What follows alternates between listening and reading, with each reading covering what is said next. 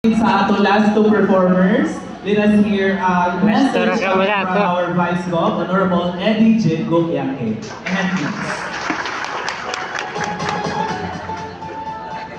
Salamat. Kaya ginawa ay ako na ko napagyugbo sa ako inahan, kaya pagpapor-pabor sa inahan nagmahal sa katawang Gobyerno, Mayor Georgia Gokyake. Ana ako sa kaabag sa Nanato Mayor sa Kabatanon, na PC Mayor, Vice Mayor Lea Dagastas Batan, SB Member Chanley Basol, ang ato Board of Judges na sigurado inyo tagtagaan ng problema kung manhapuna. Kumikan sa talento na inyo tagpakita. Ato sa sila na palakpakan ang ato mga fraternity members na ini kumadinhi, mga kaibanan nato na empleyado sa panggobyerno. Amiling katilingban, maradyo na hapon sa ato tanan. Let me first take this opportunity sa isang invitasyon na ilang nagpaabot kanako gikan pasabak ko sa Dakbayan sa Surigao.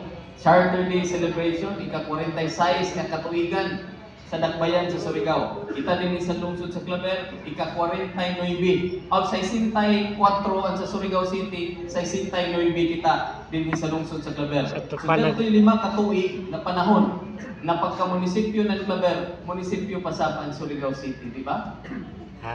Yata kahibayo sa sunod, base magdungan na sa kita mas syudad na sa lungsod sa Claver sa umaabot ng mga palabas.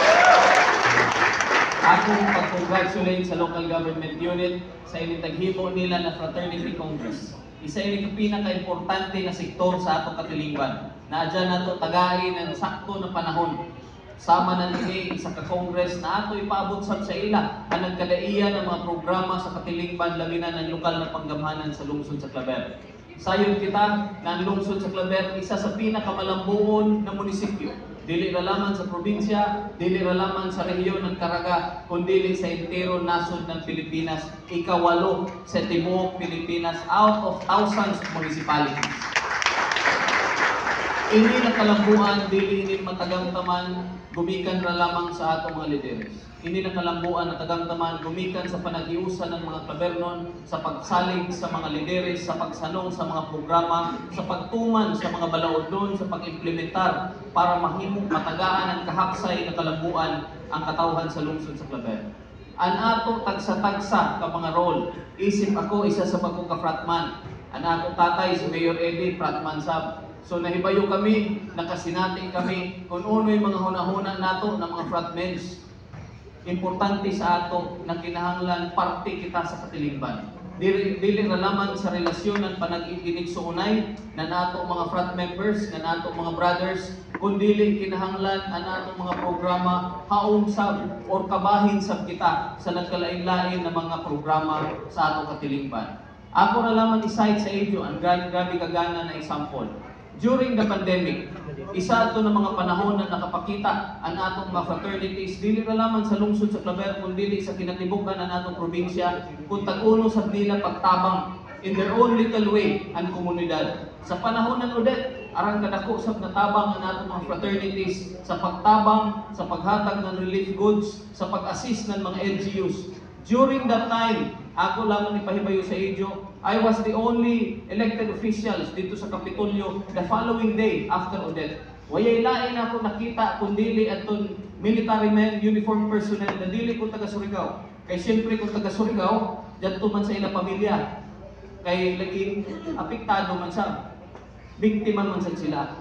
But after a few hours, mahamok na ako nakita ACRO members, Taugama members, APO members, nukadto saka sa Kapitolyo, nitabang sa among pag-repack ng mga relief goods. The following week, nitabang sa pagpanghatag. Palakpakan nato kinagano. Ini mga ginagmay nato na tabang aral ng ini kadako na parte para sa ato local government unit. Dili nato makaya na pasagdan ra ang ato LGU. Kinahanglan jaon kita na mo-assist sa ila. Busa man, ako sa pipaabot sa local government unit na mas magana siguro kung dyaoy ato DRR training na mahimo na kabahin ang ato mga fraternities in times of emergency, in times of crisis, extension na ato mga DRR personnel, in ato mga igsuon ng mga brothers and sisters.